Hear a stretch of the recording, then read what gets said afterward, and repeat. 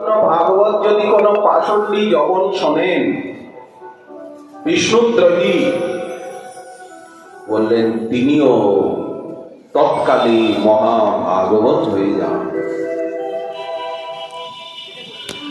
গৌরকথার এমনই মহিমা, শ্রবণের কীর্তনের এতই মহিমা যে পাষণ্ডী যখন তিনিও পরম ভক্ত হয়ে যান। মনুষ্য রচিতে নারী ওইছে গ্রন্থ ধন্য, বৃন্দাবন দাস মুখে বক্তা শ্রী চৈতন্য। বৃন্দাবন দাস ঠাকুর তিনি যে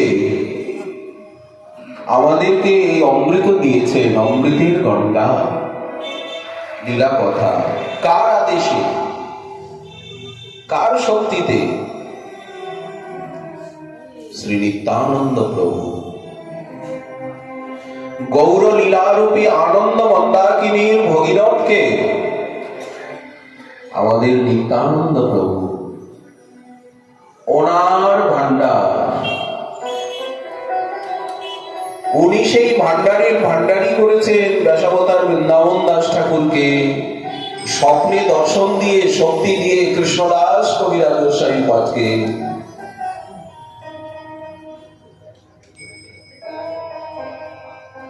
তবেই তো আজ আমরা গৌরলীলা পেয়েছি। চৈতন্য ভাগবত, চৈতন্য চরিতামৃত, চৈতন্য মঙ্গল, চৈতন্য চরিতামৃত মহাকাব্য, চৈতন্য চন্দ্রোদয় নাটক এবং পদাবলী সাহিত্য, তার থেকে তো নিত্যানন্দ প্রভুর কৃপা দয়া উনি দিয়েছেন এই রূপে। গ্রন্থ নয়, সাক্ষাৎ মহাপ্রভু। ভাগবত যেমন সাক্ষাৎ শ্রীকৃষ্ণ, তেমনি চৈতন্য ভাগবত, চৈতন্য চরিতামৃত সাক্ষাৎ মহাপ্রভু। বাংময়ী মুরলী প্রত্যক্ষা বর্ততে হরে, তদেব রম্যং রুচিরং নবম নবম, তদেব শস্বন মনসো মহোৎসবম, তদেব শোকার নবশোষণং। গৌর কথায় নিতাই করুণার পরস্পর। নিতাই চাঁদের হৃদয়ের থেকে ঝরে পড়ছে এই লীলামৃত গোমুখ, ওই গঙ্গোত্রী। যদি নিতাই না হতো তবে কেমন হতো? যদি নিতাই চাঁদ, ব্যাসাবতার তো নিতাই চাঁদেরই শিষ্য, যদি উনি আদেশ না করতেন, আদেশ ছাড়া তো কিছু করা যায় না, গুরু আজ্ঞা ছাড়া তো কিছু করা যায় না, বলা যায় না, লেখা যায় না, কলম ধরা যায় না, কোনো কাজই করা যায় না। এই পথে নিজের ইচ্ছায় করতে গেলে সেটা ঔদ্ধত্য হয়। গোড়া নামাক্ষরে গৌর লীলায় এত মধু ঝরে। কে জানত যে গোড়া নামাক্ষরে এত মধু ঝরে? কেউ জানত না। কিবা তার আস্বাদন যদি সেধে সে না পিয়াত, সেধে যেচে মার খেয়ে অবহেলিত হয়ে গৌর লীলা, গৌর কথা, গৌর নাম, গৌর ধাম, গৌর গমা সে যদি না জানাতো, কোন কলিহত জোড়াত তাপিত জন। কে হৃদয় জোড়াতে পারত? কে নবদ্বীপকে জানত? কে গৌরাঙ্গকে জানত? কে গৌরলীলা জানত? উদিল নিতাই ত্রিভুবনে তাই। আজ চন্দ্র সূর্যের মতো নিতাই করুণা সমুদিত। আমরা নিতাই চাঁদকে প্রত্যক্ষ দেখিনি, কিন্তু আপনাদেরকে তো দেখছি। আপনাদের হৃদয়ে বসে নিতাই আমাদেরকে করুণা করছে। গুরু বৈষ্ণবের স্নেহ, মমতা, ভালোবাসার আস্বাদন তো পেয়েছি। যে আস্বাদন পেয়ে আমরা মাতা পিতাকে ভুলে গেছি, আত্মীয় স্বজনকে ভুলে গেছি, নিতাই করুণার আস্বাদন পেয়ে আমরা মাতা পিতাকে ভুলে গেছি। বংশ আভিজাত্য গৌরব বিদ্যা বলে ভিক ভিক, কি করিবে তা? বিদ্যা কুলে কি করিবে তা? এই জন্য উদিল নিতাই ত্রিভুবনে তাই, ডাকিল প্রেমের বাণ, তাহে ভক্ত হংস পতিত বংশ, প্রেম পাথারে আজ করিছে স্নান। আমরা তো পতিত বংশ, এটাই তো আমাদের গৌরব। উত্তম হলে তো কৃপা পেতাম না, পতিত হলেই তো কৃপা পাবো, পতিত পাবো নে। তাই ভকত হংস পতিত বংশ, আজ পতিত বংশের এত গৌরব। বুকে স্থান দিয়েছেন, চরণে না। পতিতকে নিতাইচাঁদ বুকে স্থান দিচ্ছেন। পতিত বংশ তারা প্রেমের পাথারে করিছে স্নান। বদনে নিতাই গুণ গাও ভাই, দয়ালের শিরোমণি চৈতন্য ভাগবত চৈতন্য চরিতামৃত নিতাইয়ের করুণার দান। গৌরাঙ্গের লীলাগুণ বর্ণিলেন বৃন্দাবন, বৃন্দাবন দাস ঠাকুর। অবশেষ যে কিছু আছিল কৃষ্ণদাস কবিরাজ করিলেন সুপ্রকাশ, জগমাঝে ব্যাপিত হইল। কি করে উনি এই শক্তি পেলেন? বলে একই নিত্যানন্দ শক্তি। কবিরাজ গোসাই পদকে নিত্যানন্দ শক্তি বলা হচ্ছে। তাহাতে প্রগাঢ় ভক্তি, শক্তির থেকে ভক্তি, ভক্তির থেকে শক্তি, যত ভক্তি তত শক্তি, শক্তির থেকে ভক্তি। আরম্ভ তো শক্তি দিয়ে, পরে গিয়ে তো ভক্তি। আগে কৃপা না আগে ভক্তি? পরে ভক্তি। সাধনার আরম্ভই হয়েছে এই পথে, আমরা আকৃষ্টই হয়েছি কৃপার থেকে। পরে যা সমস্যা বলা যাচ্ছে, যা বলা যাচ্ছে, না বলা যাচ্ছে, যতটুকু যাচ্ছে। এই জন্য বদনে নিতাই গুণ গাও ভাই, দয়ালের শিরোমণি সে, গোরা প্রেমে হেন সে মাতোয়াল, দিশে হারা প্রতি নিমিষে নিমিষে নিমিষে। গৌর প্রেমের মূর্তি, গৌর করুণার মূর্তি। আর শ্রীগুরু বৈষ্ণব ভক্তগণ সেই নিতাই করুণার মূর্তি। গোরা গোরা বলি অবিরাম, গোরা গোরা বলি। মহাপ্রভু তো হরে কৃষ্ণ বলতে বলেছেন, হরে কৃষ্ণ শব্দই বলছেন। মথিয়া সকল তন্ত্র, হরিনাম মহামন্ত্র, নিতাই করে ধরি জীবের শিখা। এই তো অধম পতিত জীবের অন্য নাম দিচ্ছেন না, হরে কৃষ্ণ মহামন্ত্রই দিচ্ছেন। অধম পতিত জীবের দাঁড়ে দাঁড়ে গিয়া হরিনাম মহামন্ত্র দিচ্ছেন বিলাইয়া। কিন্তু সাথে সাথে একটু স্বতন্ত্রতাও করছেন, দুষ্টুমিও করছেন। হরে কৃষ্ণ মহামন্ত্রের সার গৌর নাম, অমিয়া ধাম, পীরিতি মূরতি দাতা। পীরিতি মূরতি কি? কে? রাধারানী। পীরিতি বলতে প্রেম, তার মূর্তিকে বলেন রাধারানী। নিতাই আজ রাধারানীকে বেলাচ্ছে। লহরে কিশোরীর প্রেম, রাধা প্রেম বিতরণ করছে। নিতাই ডাকে আনা গোপিকার যেই প্রেম করে ভাগবতী। সর্বদা গৌর লীলা, গৌর কথা, গৌর নাম রস আস্বাদন করছে। গৌরধামে ছুটে ছুটে আসছে, খর্দার থেকে, খর্দারের থেকে নবদ্বীপে ছুটে ছুটে আসছে সচিমার কাছে। অদ্বৈত ভবনী নবদ্বীপ সদাই কেন টানে? নবদ্বীপ আমাদেরকে এত টানে কেন, এত আকর্ষণ করে কেন? সদাই আমাদের মন প্রাণকে কেন পাগল করে? ইয়ার মাঝারে সদাই জাগে।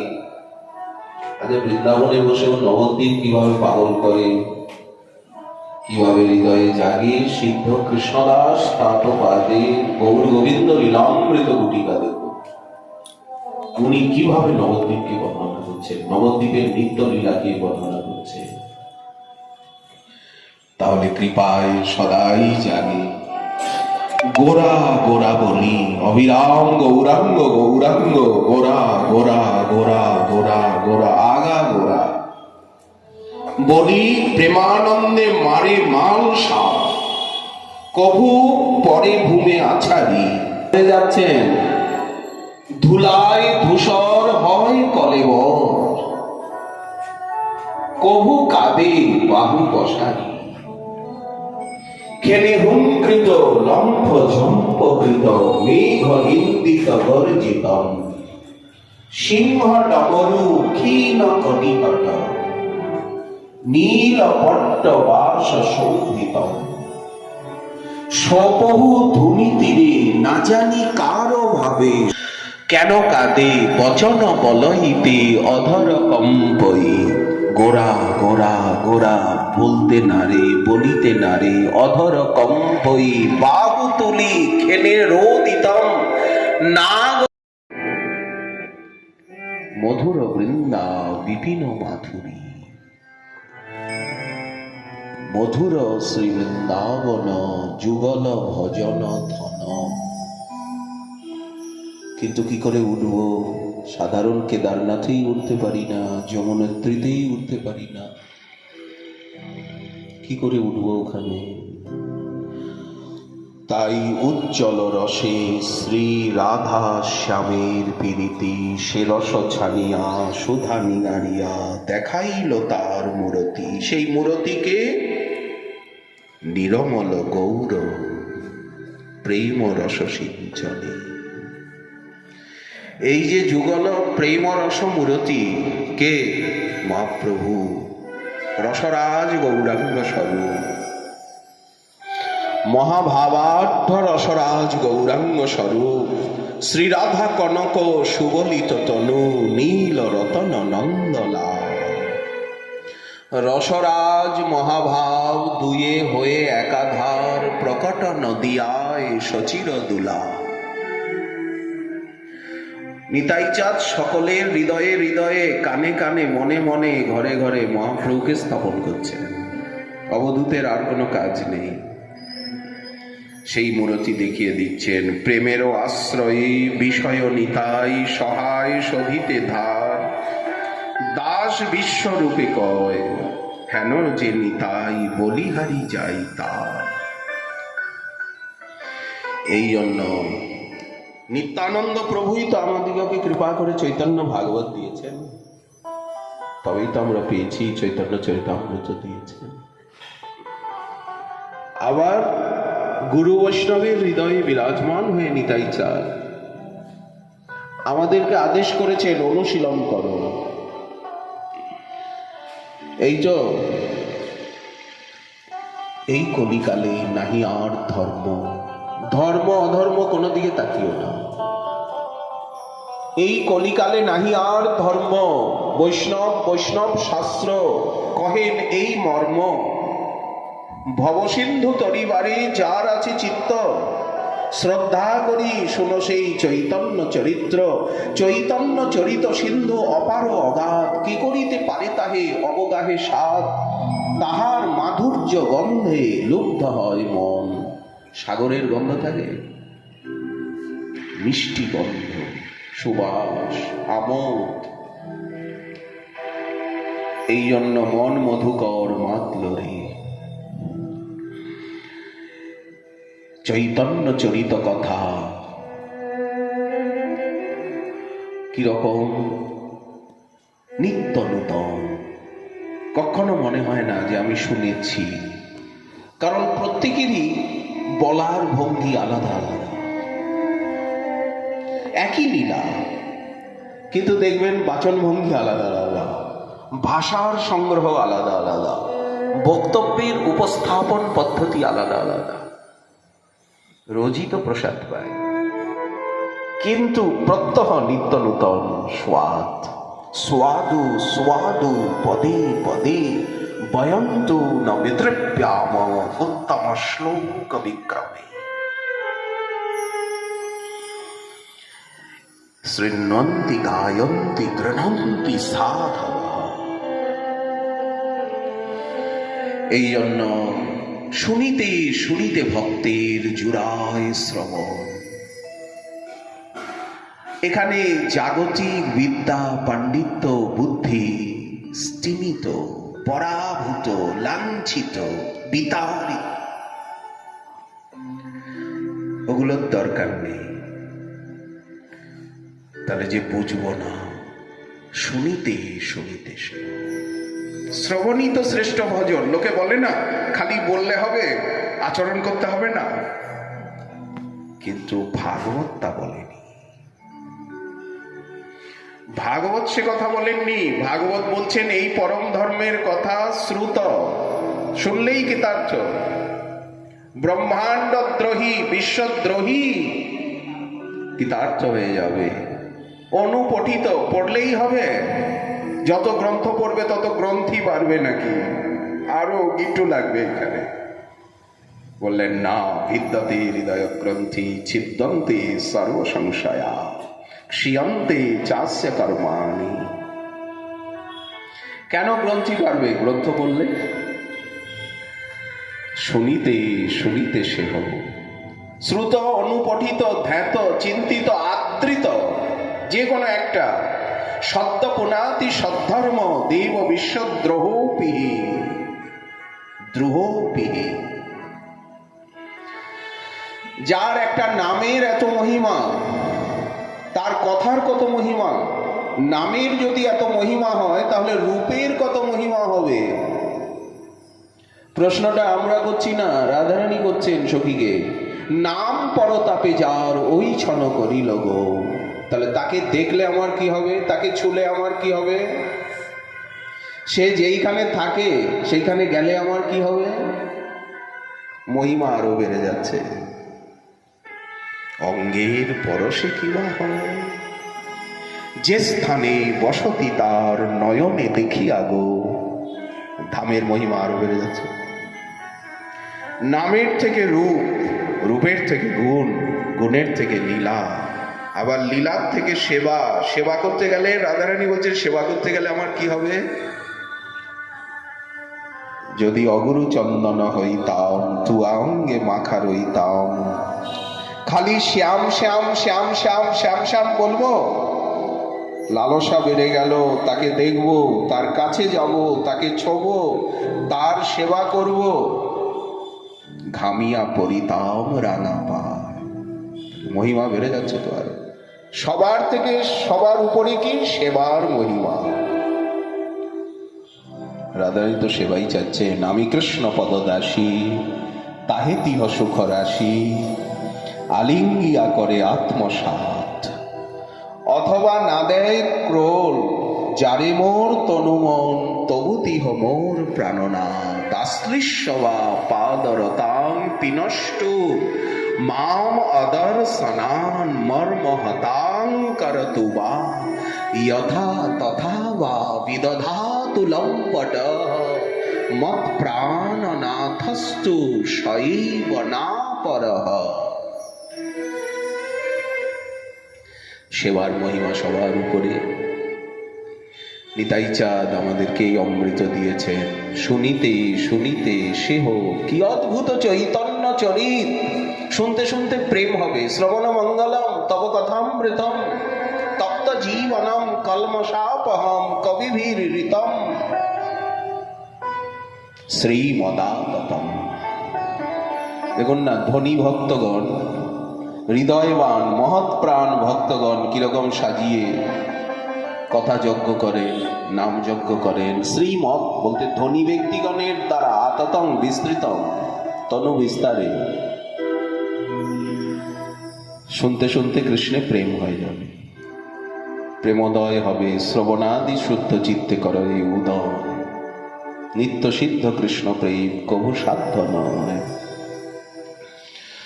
রসের রীতি বুঝে যাবে। যদি প্রেমোদয় হলো আর রস বুঝে গেলাম, এখানে রস বলতে অপ্রাকৃত আনন্দ চিন্ময় রস। যদি নাম রস, সেবা রস, লীলা রসের আস্বাদন হয়ে গেল, তাহলে আর বাকি কি রইল? বুঝিবে রসের রীতি, শুনিলে বড় হয় হিত। আর কোনো কাজই নাই। নিতাই চাঁদ আমাদেরকে এই শেখাচ্ছেন। এই গৌর বশীকরণ মন্ত্র, গৌর লীলা, গৌর কথা, গৌরাঙ্গগণের অমিয়া মাখা গুণগাথা। প্রথমে ব্যাসাবতার শ্রী গৌর নিত্যানন্দের বন্দনা করেছেন। আজানুলম্বিত ভুজৌ কনকাবদাত, সকলের জানা। জয় দিচ্ছেন মহাপ্রভুর কীর্তি। এই যে তার কীর্তি, তার নাম রূপ গুণ লীলা ধাম পরিকর সদা জয়যুক্ত হন। তার যে মধুরাতি মধুর নৃত্য, সর্বজন মনোরঞ্জনকারী সংকীর্তন বিহারীর মধুর নৃত্য, তার সমস্ত প্রিয়গণ তারা জয়যুক্ত হোক। আমাদের সময়সীমা সীমিত, আমরা মণ্ডুক প্রতি ন্যায় এগিয়ে যাব। জয়তি জয়তি দেবা কৃষ্ণ চৈতন্য চন্দ্র।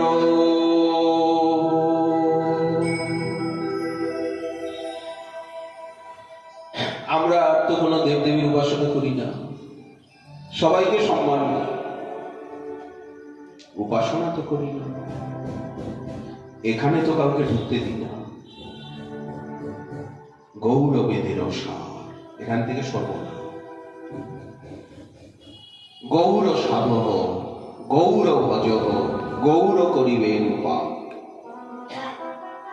গৌর শব্দ সর্বদা গৌর গৌর গৌর গৌর গৌর বিহনে আম জানি না। গৌর সম্পদ যাহার হৃদয়ে জাগে। জয়তি জয়তি দেব, এরকম দেব তো কেউ নাই। কৃষ্ণ দেব দেব দেব, হে দেব দ্বৈত ভুবনৈক বন্ধ। কিন্তু গৌরাঙ্গের মতো দেব তো কেউ নাই। কত শত আনন, কত চতুর আনন, বলেন ব্রহ্মা মহাদেব, শরানন শতানন সহস্রানন পঞ্চানন চতুরানন। তারা নবদ্বীপের রাজে ঘোরাঘুরি করছে। কৃষ্ণ চৈতন্য চন্দ্র। কেউ কৃষ্ণ বলতো? অতি বড় সুকৃতিশে স্নানের সময় গোবিন্দ পুণ্ডরীকাক্ষ নাম উচ্চারণ। তাহারাও নাহি জানে গ্রন্থ অনুভব।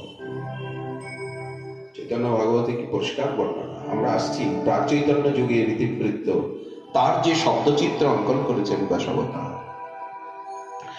জয়তি জয়তি কীর্তিস্তস্য নিত্যা পবিত্রা, জয়তি জয়তি হৃদ্যস্তস্য বিশেষমূর্তেঃ, জয়তি জয়তি নৃত্যং তস্য সর্বপ্রিয়াণাম। সমসাময়িক বঙ্গের রাজনৈতিক অবস্থা। শ্রীমন মহাপ্রভু এখানে তো সর্বদাই লীলা চলছে, এখানে সর্বদাই সপরিকর শ্রীমন মহাপ্রভু লীলায়িত হচ্ছেন। সর্বধাম, সর্ব অবতার, সর্বপরিকর, সর্বরস সব এখানে রয়েছে। কোথাও যেতে হবে না। যেমন দ্বার দ্বার হরিদ্বার, আরে দরজায় দরজায় হরিদ্বার রয়েছে। কেউ বলল হরিদ্বারে একটু যেতে চাই। একজন বললেন ঘরের মধ্যে আছো, দরজায় গিয়ে করবে কি? আজও তো তুমি ঘরে। বৃন্দাবনের নিভৃত নিকুঞ্জের নিভৃত নিকুঞ্জ ধরে নদী আনা। রাধা মাধব কোথায় থাকেন? কুঞ্জ, নিকুঞ্জ, নিভৃত নিকুঞ্জ। যদি রাই কানু একাকৃতি রাস বিলাসীর পরিণতি, প্রেম বিলাস বিবর্ত ঘনাকৃতি মূরতি, তাহলে উনি কোথায় থাকবেন? সেই স্বরূপ কোথায় থাকে? বলেন নিভৃত নিকুঞ্জের নিভৃত প্রদেশে। সপরিকর মহাপ্রভু কোথায় লীলায়িত হন? না শ্রী বৃন্দাবনের নিভৃত নিকুঞ্জের নিভৃত দেশ প্রদেশ। বললেন সে কে? বললেন ধরে নবদ্বীপ নাম,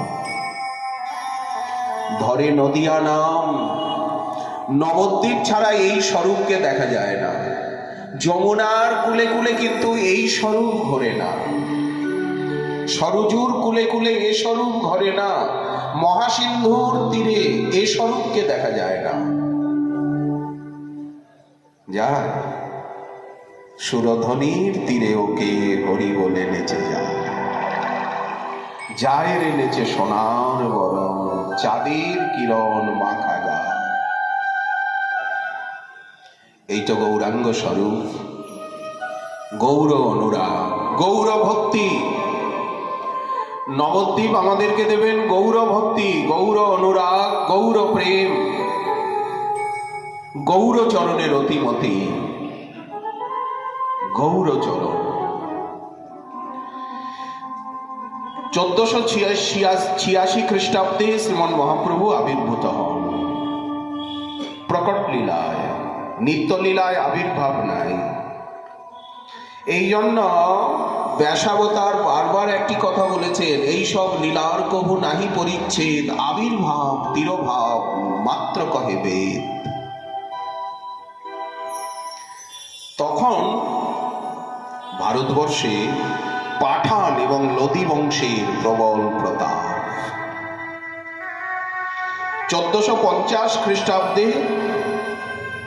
লোদি বংশ দিল্লির সিংহাসন আরোহণ করে, ভারতবর্ষে প্রথম পাঠান বংশের প্রতিষ্ঠা হয়। সিকন্দর লোদি, এই সিকন্দর লোদিরই রাজ্যকালে মহাপ্রভু শ্রীধাম নবদ্বীপে তার বাল্যলীলা, অধ্যয়ন লীলা, অধ্যাপনা লীলা সমাপ্ত করে কাটোয়ায় সন্ন্যাস লীলা প্রকাশ করে শ্রী নীলাচল ধামে তিনি গমন করেন। সুন্দর শাহ দিল্লির সিংহাসন আরোহণ করে 1517 খ্রিস্টাব্দ পর্যন্ত 28 বৎসকাল রাজত্ব করেন তার পুত্র ইব্রাহিম লোদি। সেই সময় হয়েছিল কি, দেবস্থান মথুরা মণ্ডল বারবার বিধ্বস্ত হচ্ছিল, বৌদ্ধ যুগে বিধ্বস্ত হয়েছে, আবার এই সময় বিধ্বস্ত, জঙ্গলাকীর্ণ, ধর্মোন্মত্ততার তাণ্ডব নৃত্যে বিধ্বস্ত। তখন মহাপ্রভু পুরীতে অবস্থান করছেন, কখনো দাক্ষিণাত্যে, কখনো ব্রজমণ্ডলে পরিব্রাজক রূপে নাম প্রেম বিতরণ করছিলেন। সময়টা ছিল কেমন? আজ তো আমরা অনেক শান্তিতে আছি, অনেক সুখে আছে। মহাপ্রভুর নীলাচল ধামে অবস্থানের শেষ ভাগে পানিপথে প্রথম যুদ্ধ হয় 1526 খ্রিস্টাব্দে। মোগল সাম্রাজ্যে প্রতিষ্ঠা করেন বাবর, দিল্লির সিংহাসন আরোহণ করে। সমর অনল, যুদ্ধানল প্রজ্বলিত হচ্ছিল আকাশে, সর্বত্র হিংসা। ভারতের রাজনৈতিক গগনকে পরিব্যাপ্ত করেছিল এই সমরানল, হিংসানল। এটা তো আমরা দিল্লির সিংহাসনের কথা বললাম। ভারতের থেকে সাক্ষী গোপালকে এনে, কাঞ্চি গণেশকে এনে, আর রাধাকান্তকে এনে, সাক্ষী গোপালকে কটকে প্রতিষ্ঠা করে, কাঞ্চি গণেশকে জগন্নাথে কর্ম বেঁধে, রাধাকান্তকে পরবর্তীকালে উনি গম্ভীরায় চলে গেলেন। তারপরে প্রতাপরুদ্রদেব গজপতি, তিনি 1540 খ্রিস্টাব্দ পর্যন্ত উড়িষ্যার সিংহাসনে অধিষ্ঠিত ছিলেন। বাংলায় তখন সুলতান হোসেন শাহীর পরম প্রবল প্রতাপ। মহাপ্রভু আবির্ভাবের 11 বছর পরে প্রতাপরুদ্রদেব উড়িষ্যার সিংহাসনে অধিষ্ঠিত, আর মহাপ্রভুর অন্তর্ধান লীলা 6 বছর পর অবধি উড়িষ্যার সিংহাসনে অধিষ্ঠিত ছিলেন। কিন্তু মহাপ্রভুর অনেক পূর্বের থেকে এই সোনার বাংলার নানা অরাজকতা, তার ইতিহাস, সামাজিক চিত্র ব্যাসাবতার বর্ণনা করেছে। নিতাই চাঁদের জয়গান করে, বলদেবের মহিমা গান করে, বলদেবের রাসলীলার মহত্ব বর্ণনা করে, আর উনি এই যে গ্লানির ভবতি ভারত অভ্যুত্থানম অধর্মস্য, সারা বাংলা হিংসার রঙ্গভূমি হয়েছিল। 1486 খ্রিস্টাব্দ কৃতদাস প্রথা, কাপট্য ষড়যন্ত্র, নরহত্যা, নরপতি হত্যা, ধর্ম বিদ্বেষ রৌদ্র মূর্তি ধারণ করেছিল। সামাজিক অস্থিরতা, বঙ্গের হিন্দু সামাজিকগণ, আমিরগণ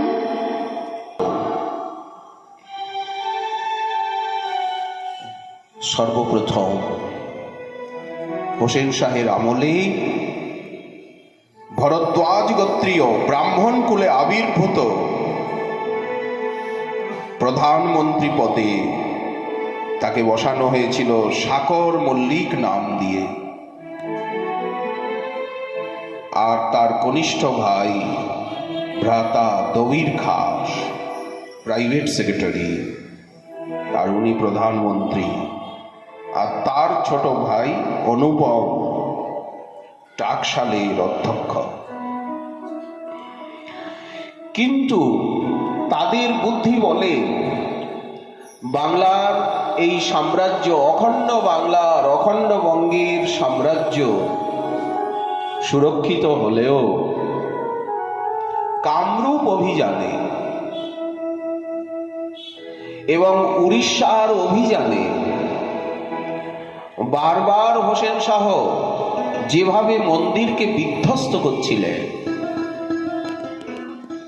তাতে দবির খাস, শাকর মল্লিক, বল্লভ অনুপম ভীত, ব্যথিত এবং চিন্তিত হয়েছিলেন। এই নবদ্বীপ তখন মৌলানা সিরাজউদ্দিন চাঁদকাজী নবদ্বীপের শাসনকর্তা নিযুক্ত হয়েছিলেন। তিনি সর্বপ্রথম নিমাই পণ্ডিতের প্রবর্তিত এই সংকীর্তনের বিরুদ্ধাচরণ করেন। শ্রীবাস পণ্ডিতের গৃহের নিকটস্থ এক প্রতিবেশী জনৈক নাগরিকের সংকীর্তনের খোল ভেঙে দেয়। করতাল জলে পুকুরে ছুঁড়ে ফেলে। যদি আর কেউ এই নবদ্বীপে হরিসংকীর্তন করো, কীর্তন, তবে তাদেরকে দণ্ডিত এবং জাতিভ্রষ্ট করা হবে, এইরকম হুকুম জারি করে। তখন প্রতাপরুদ্রের রাজত্ব উড়িষ্যা আর এই বাংলার ভিতরে যুদ্ধ বিগ্রহ লেগেছিল। উড়িষ্যায় গমনাগমন বিপজ্জনক ছিল, পিছলদা। হোসেন শাহের পূর্বে বাংলার সিংহাসনে ছিলেন সুবুদ্ধি রায়। উনি ছিলেন কর্মচারী। পরবর্তীকালে ইনি শাসক হন সুবুদ্ধি রায়ের জাতি নেওয়া হয় বেগমের অনুরোধে, পরামর্শে। উনি সব ছেড়ে কাশীতে চলে যান, কাশীর থেকে বৃন্দাবন। তাহলে কিরকম তখন ধর্মজগতে, যে একটু বদনার জল মুখে দিয়েছে বলে তাকে আর কেউ নেবে না, শাসককে নেবে না। বদনার জল মুখে গেছে, আপনি তো গঙ্গার জল নিয়ে পান করলেই হয়ে গেল। চরণামৃত অকাল মৃত্যু হরণং সর্বব্যাধি সর্বপাপ প্রণাশনম। কিন্তু একটু বদনার জল সুবুদ্ধি রায়ের মতো ব্যক্তির মুখে গেছে, ওনাকে আর নেওয়া যাবে না, তপ্ত ঘৃত পান করতে হবে। তাহলে কিরকম আচার বিচার ছিল, নৃশংসতা ছিল। ছেলেটা কাঁদছে, সমুদ্রে জোয়ার এসেছে। কর্তারা বলছে কি জানেন? কে সমুদ্রের কাছে কি প্রতিশ্রুতি দিয়েছ? এই জন্য সেইটা পায়নি বলে সমুদ্র রেগে গিয়ে আর ফুলে ফেপে অস্থির হয়েছে। তখন এক বৃদ্ধ পণ্ডিতজি বলছে কি, এই মা ঠাকুরুন বলেছেন গঙ্গাসাগরে যে তোকে এইখানে রেখে যাব, তোকে এই সাগরে দিয়ে যাব। এই ছেলেটাকে ফিরিয়ে আবার নিয়ে যাচ্ছে বাংলায়। বাংলাদেশের থেকে এসেছিল ওই নৌকা অভিযাত্রী। তখন মায়ের কোলের থেকে ছিনিয়ে নিয়ে জোয়ারে টলমল করছে নদী। তখন সেই ছেলেটিকে গঙ্গার জলে, সেইখানে গঙ্গাসাগর সঙ্গমে ছেলেটাকে দিয়ে দিল। পড়েছেন আপনারা? আমরা পড়েছি 7-8-এ, সাগর সঙ্গমে নবকুমা কপা। তেমনি দক্ষিণ ভারতে, মেবারে, সর্বত্র ছিল হিংসা। তখন গণতন্ত্রের প্রতিষ্ঠা হয়নি, রিপাবলিক নয়, অত্যাচার, নরহত্যা, লুণ্ঠন। অনেকেরই ধারণা যে অর্থ থাকলেই সুখ হয়। হয় না মহোদয়, হয় না মহাশয় মহাশয়া, টাকা থাকলেই সুখ হয় না। সুখ, শান্তি, ধর্ম, কর্ম সকলের মূলই নাকি অর্থ। মহাপ্রভু এই সিদ্ধান্ত স্বীকার করেন। তখন আমরা ইতিহাসে পাই, বললেন 2 আনায় 1 মণ ধান পাওয়া যেত, 1 টাকায় 1 মণ ঘি। সরস্বতীর বরপুত্র লক্ষ্মীর, ধান্যলক্ষ্মী, ধনলক্ষ্মী, যশলক্ষ্মী, কীর্তিলক্ষ্মীর আশীর্বাদ প্রাপ্ত অনেকেই বঙ্গে ছিলেন। সেকালের লোকে তো, সেকালের দিনে বড় বড় জমিদার, জমিদারি, রাজতন্ত্র, জমিদারতন্ত্র, ধনী অনেক ছিলেন। টাকা পয়সা পুঁতে রাখতে হতো, বিদ্যালয় ছিল না। ব্যবহারিকতা, লৌকিকতা, কিন্তু সর্বদা ভয়, অশান্তি, উদ্বেগ মাটির তলায় তো পুঁতে রেখেছি। একদিকে রাজা, একদিকে দস্যু তস্করের সুতীক্ষ্ণ দৃষ্টির থেকে রক্ষা পাওয়া কঠিন। তখন তো রাজতন্ত্র, পতিব্রতার সতীত্ব, নারীর সতীত্ব। যেখানে ভালো সুন্দর নারী পাও তুলে নিয়ে এসো আমার জন্য, সবাই মরো, আমার উদর ভরো। এই তো ছিল। গণতন্ত্রের প্রতিষ্ঠা হয়নি। পতিব্রতার সতীত্ব, মানির আভিজাত্য, মান নিয়ে নিরাপদে বাস করা কঠিন। স্বেচ্ছাচারী রাজাগণ, জমিদারগণের স্বেচ্ছাচারিতার যুপকাষ্ঠে সকল ধন রত্ন, স্ত্রী, সম্মান চিরতরে বলি দেওয়ার জন্য সকলকে প্রস্তুত থাকতে হতো। ইতিহাস প্রমাণ। ব্যাসাবতার বলছেন, রমা দৃষ্টিপাতে সকলে সুখে আছেন, কিন্তু ব্যর্থ কাল যায় মাত্র ব্যবহার রসে। ভক্তি শূন্য হইল অবনী, নিজ পুত্র কন্যা উৎসবে ধন ব্যয় করে সবে, নাহি অন্য শুভ কর্মলেশ। আজকেও তো এই দেখা যায়। মহাপ্রভুর আবির্ভাবের পূর্বে বিদ্যা, সাহিত্য চর্চার সমাদর ছিল। বিশেষত নবদ্বীপ বিদ্যা এবং সাহিত্য চর্চার পীঠভূমি হয়েছিল। নবদ্বীপ ছিল ভারতের বিশ্ববিদ্যালয়। নবদ্বীপে ঘরে ঘরে পণ্ডিত, ঘরে ঘরে পড়ুয়া, ছাত্র বালক ও ভট্টাচার্যের সঙ্গে কলহ করে। ঘট পটের বিচার, ন্যায়ের বিচার, নব্য ন্যায়ের প্রচার, গঙ্গেশ উপাধ্যায়ের তত্ত্বচিন্তামণির আলোচনা।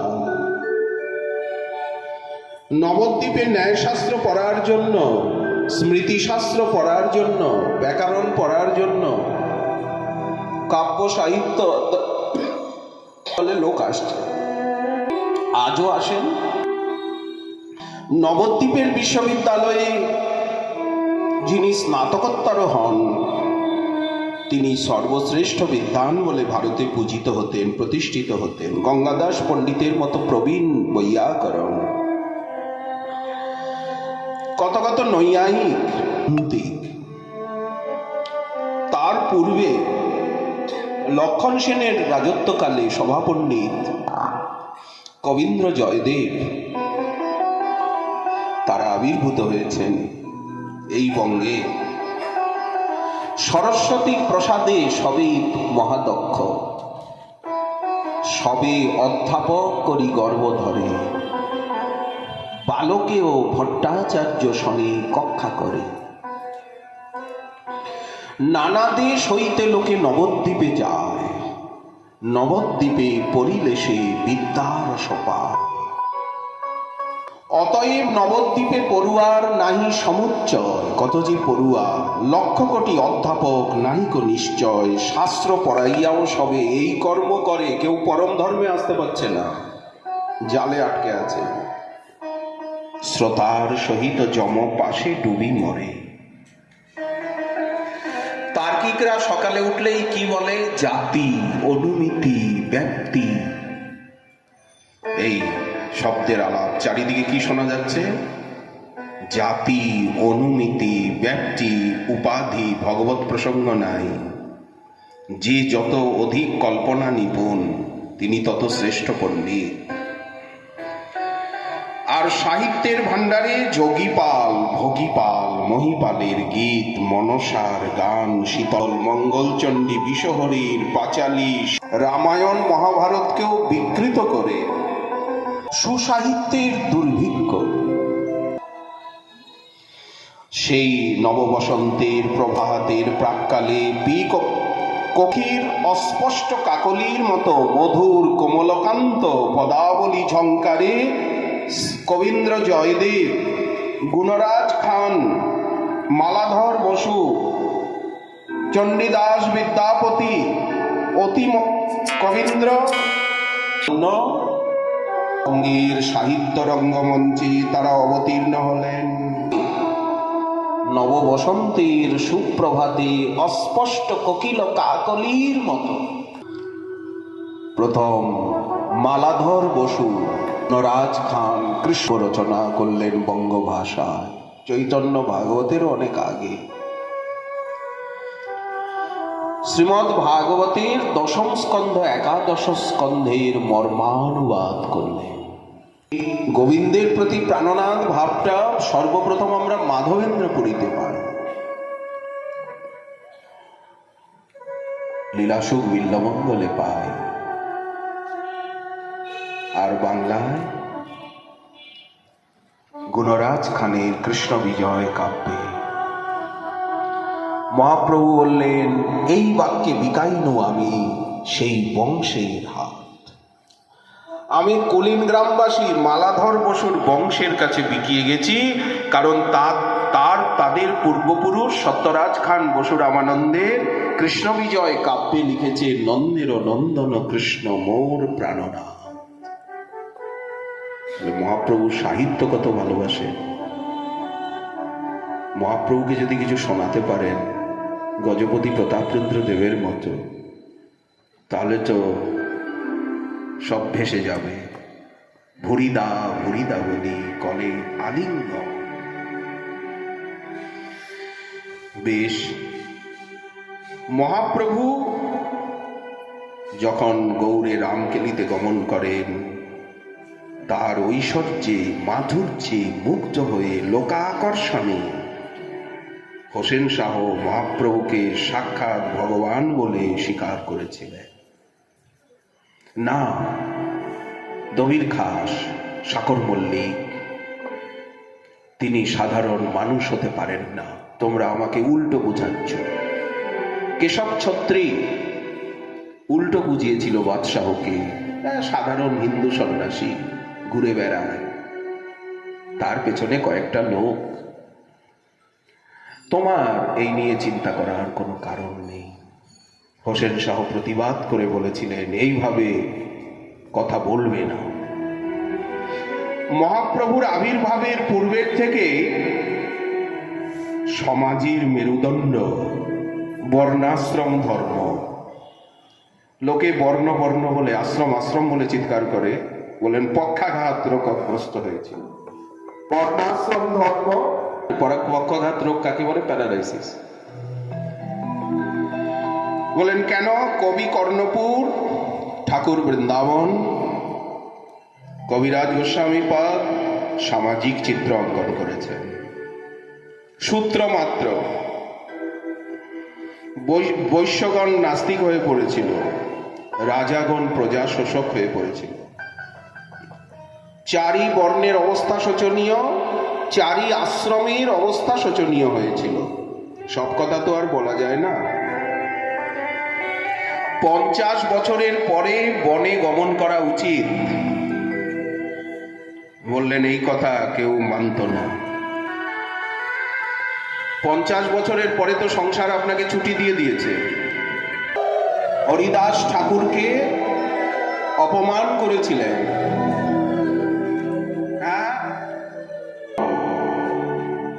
অপমান করেছিলেন। গোপাল চক্রবর্তী সপ্তগ্রাম হিরণ্য গোবর্ধন মজুমদারের কেরানি হরিদাস ঠাকুরকে অপমান করে বলেছিলেন, নাক কাটব যদি নামাভাসে মুক্তি না হয়। এর দ্বারা বোঝাচ্ছেন সেকালের সামাজিক উচ্চবর্ণের স্থিতি, বৌদ্ধিক স্থিতি। চাপাল গোপাল দেবকীনন্দন দাস ঠাকুর এই নবদ্বীপেরই শ্রীবাসের কীর্তনে মাৎসর্য করে তার দরজায় মদের কলসি রেখে এসেছিলেন। অমুক তমুক। ব্রহ্মবন্ধু রামচন্দ্র খান হরিদাস ঠাকুরকে অপমানিত করতে, দূষিত করতে লক্ষ হীরাকে প্রেরণ করেছিলেন। এই রকম সব সমাজপতিদের চিত্র অঙ্কন করে বৃন্দাবন দাস ঠাকুর, কবিরাজ গোস্বামী পাদ সেকালের দিনে বহির্মুখ বর্ণাশ্রম ধর্ম এবং সমাজের অবস্থা দেখিয়েছিলেন। শ্রীবাস পণ্ডিত নবদ্বীপে নিজের ঘরে বসে উচ্চেশ্বরে নাম সংকীর্তন করতেন।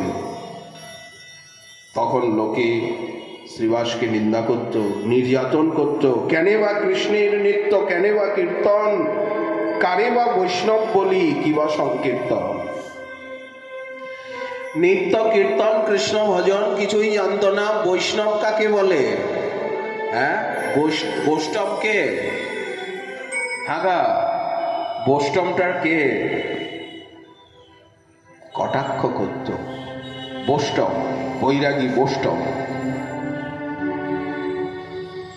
কিছু নাহি জানে লোক, ধনপুত্র আসে, সকল পাষণ্ডী মিলি বৈষ্ণবের হাসি।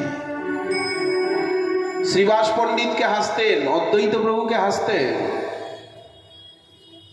চারি ভাই শ্রীবাস এই নবদ্বীপে প্রথম সংকীর্তন কে আনেন? শ্রীবাস পণ্ডিত। শ্রীহট্টের থেকে, ইনি শ্রীহট্টিয়া। চার ভাই শ্রীপতি, শ্রীনিধি, শ্রীমান এর ঘরে নিশা হলে উচ্চেশ্বরে হরিনাম গান করেন। শুনিয়া পাষণ্ডী বলে হইল প্রমাণ, এই ব্রাহ্মণ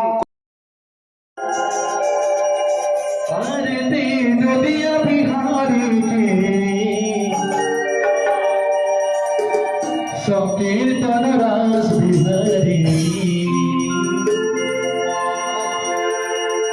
আরতি নদিয়া বিহারী সংকীর্তন রাস বিহারী আরতি রাস বিহারী আরেক সময় গৌর অঙ্গ শোভে বদন হরি নম ভজন মঙ্গল মঙ্গল পবন ঝোরে শঙ্কর গৌর বিরহ শিবন গলে বন মধুর ছবি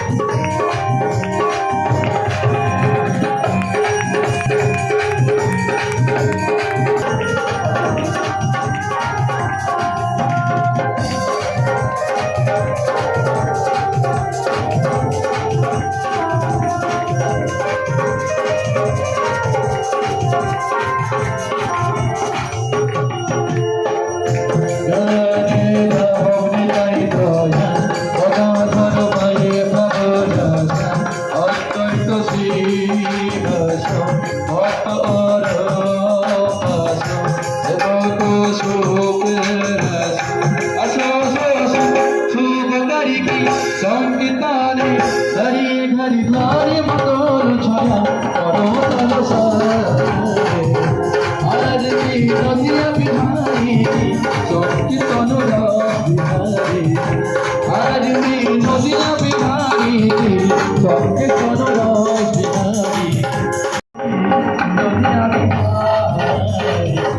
আরতি নদিয়া বিহারী সংকীর্তন রাস বিহারী